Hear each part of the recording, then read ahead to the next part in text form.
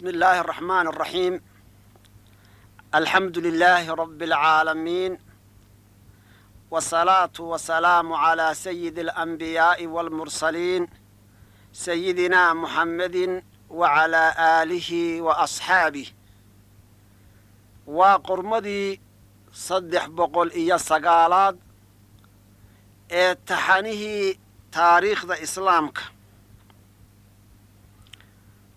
waxaynu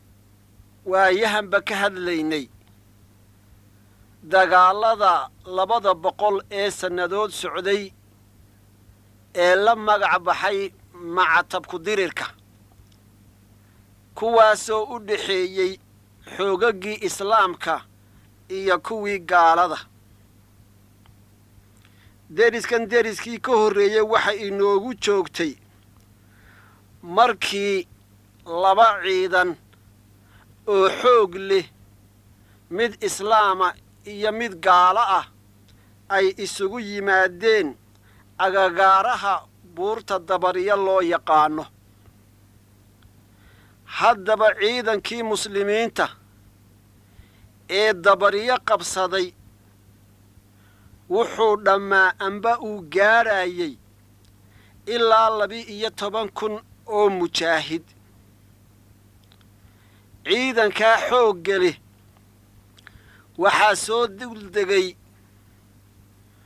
oo agtooda yimid ciidan gaalo ah oo aad uga laxaad weyn. ciidankaas oo gaadhaya sida ay taariikhyahanadu sifeeyeen ilaa 63,000 oo askari. salaaxaddiin al-ayuubi wuxuu goostay inuu la dagaalamo ciidanka intaa la eg oo aan la odhanin muslimiintu tiro yaraan ayay goobtii uga hulleeleen. wuxuu dagaalkani ka bilaabmay banka ama bannaanka loo yaqaano xudiin oo ku dhow buurta dabariya. dagaalkan oo dagaal caana ahaa wuxuu bilaabmay maalin jimco ah oo bisha rabiicul awal ay tahay 4,583 tirsiga taariikhda islaamka ee hijrada. maalintaa dagaalkii dhacay wuxuu ahaa dagaal gabbal iyo waalo ah oo aan maalintii oo dhan loo kala kicin. markii habeenku uu soo galay, salaaxaddiin al-ayuubi wuxuu ciidankiisii maanta oo dhan dagaalamayay amar ku siiyey inaanay nasanin ee ay go'doomiyaan ciidanka gaalada ee fadhiya gegada la isku haleelay. waxaanay bilaabeen muslimiintu in dhammaan ciidankii gaalada dhinac walba ay ka go'doomiyaan, iyaga oo weliba ka fadhiistay dariiqyadii ay u marayeen ceelashii biyaha. markii waagii uu beriyey maalintii labaad ayuu dagaalku halkiisii ka bilowday. waxay gaaladu isku dayeen inay jiidhaan ciidankii muslimiinta ahaa ee go'doomiyey ee ay ka tirada badnaayeen. laakiin ciidankii muslimiintu wuxuu gaalada u diiday inuu wax fursad ah uu siiyo oo ay ka baxaan gaaladu xerada la geliyey. muddo kadib, ciidan uu hoggaaminayo maamulihii daraabulus oo gaalada ka mid ahaa ayaa meel dhinaca xoog ku bannaystay oo jiidhay. ninkan fakadka ah oo la odhan jiray reemond markii uu go'doonkii ka baxay muu dagaalamin ee wuxuu bilaabay inuu baxsado waxaanu orod ku gaadhay xaruntiisii magaalada Daraabulos isaga oo rooraya oo ka fakanaya dagaalka naarta ah ee ka soconaya deegaanada Dabariya iyo bannaanada Xudiin ninka reemud la yidhaahdo wuxuu ka goostay ama uu ka fakaday ciidankii uu dagaal gelinayay waxaanu baxsaday isaga oo wata qadar fardooley adag oo difaac iyo bodyguard u ah markii ay dabayshu soo dhacday maalintaa gelikii dambe dabayshu waxay u socotay dhinaca gaaladu ay joogto wuxuu Salaaxadiin al-Ayuubi bilaabay inuu gubo caws iyo xashiish dhulka yaalay si qiiqa ka baxa ay ugu neef qabatoobaan ciidanka gaalada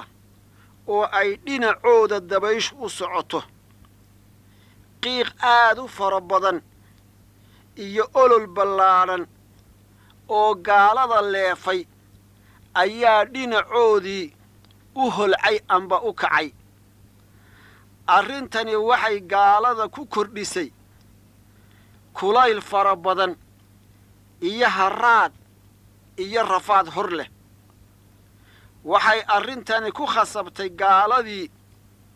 inay dib ugu gurtaan ama ugu guuraan oo ay ka soo baxaan raacyada hore ee ay isku hor fadhiyeen ciidanka gaaladu waxay gaaladu u durkeen dhinaca buurta Dabariya halkaasoo ay dabada saareen halkaas waxay ka rabeen markay buurta Dabariya gaadhaan inay qadar ku nastaan iyaga oo rabay inay ka baxaan foronta ay isku hor fadhiyaan ee dagaalku uu ka haysto dhinaca muslimiinta laakiin muslimiintu markii ay arkeen inay gaaladii dib u baxeen oo ay raaca hore ka gurteen jaanis ay ku nastaan ayay u diideen waxaanay bilaabeen inay ka daba guuraan macatubkudirurku waxay maalintaa wateen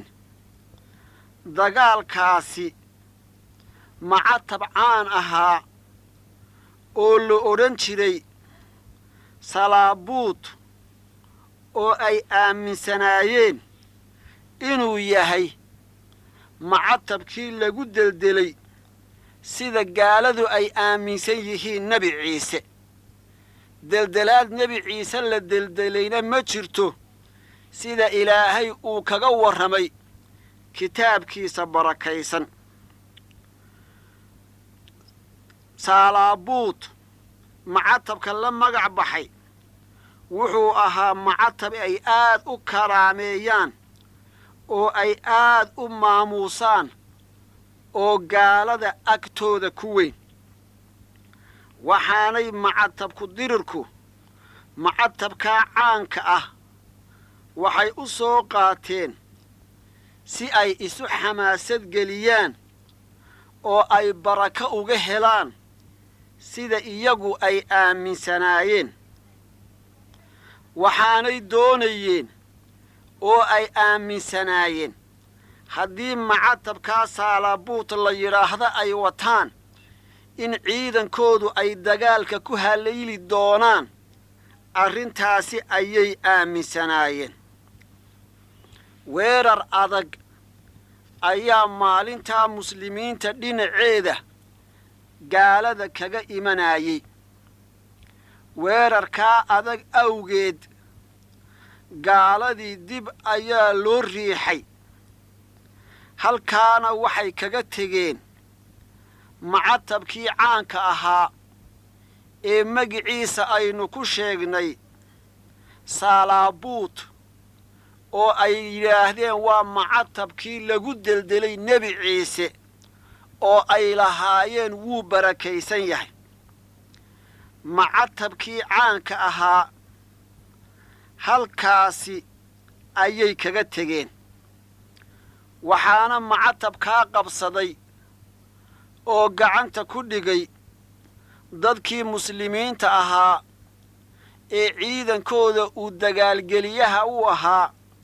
salaaxaddiin al ayuubi arrintani waxay gaaladii ku ridday waa macatabka weyn ee laga qabsadaye wax filan waa ah niyaddoodii ayaa hoos u dhacday xamaasadoodiina aad iyo aad ayay isu dhintay dagaal culus baa ka dhex dhacay buleedka ama agagaaraha buurta dabariya waxay gaaladu maalintaa la kulmeen dagaal aad u culus oo kaga yimid dhinaca muslimiinta uu hoggaanka u hayo ama uu dagaalgeliyaha u yahay salaaxaddiin al ayuubi waxay gaaladu bilaabeen ugu dambayntii markii ay weerarka muslimiinta hayn kari waayeen inay raxan isu soo dhiibaan oo ay hubka daadiyaan oo ay muslimiinta u soo galaan dagaalkaa caanka ah ee loo yaqaano dagaalkii ama gulufkii xuddiin wuxuu ka mid yahay dagaallada ugu waaweyn ee taariikhda la xusuusto ee aanay muslimiintu iloobin waxay taariikhyahanadu leeyihiin dagaalka ka dhacay bannaanada xuddiin waxa gaalada kaga geeriyooday ciidan aan ka yarayn 30,000 oo askari dhinaca kalena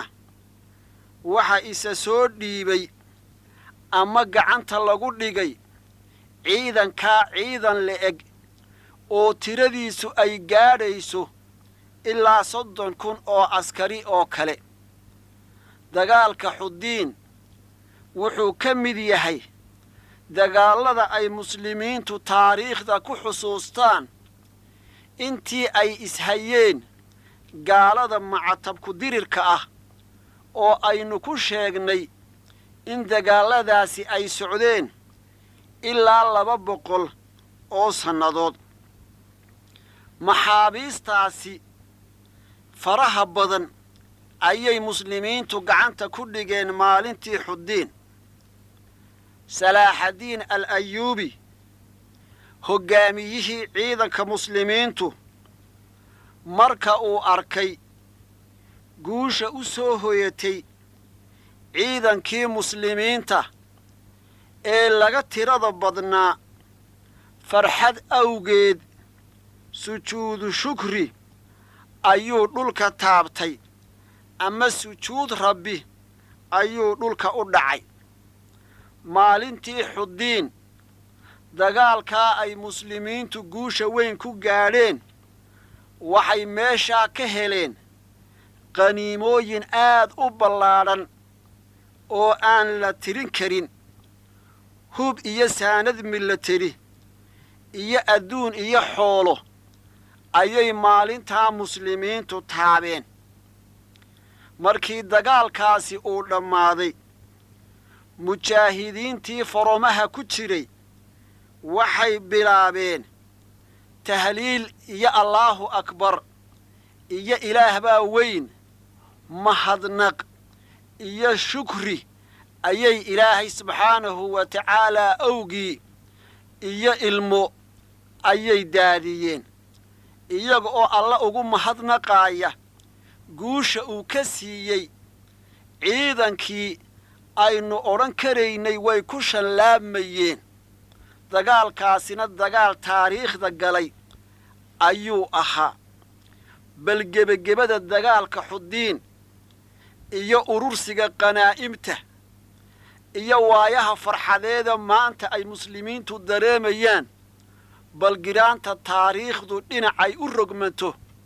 waa inoo duruusta deriskan xigta haddii alla yidhaah wasalaamu calaykum waraxmatullaahi wabarakaatuh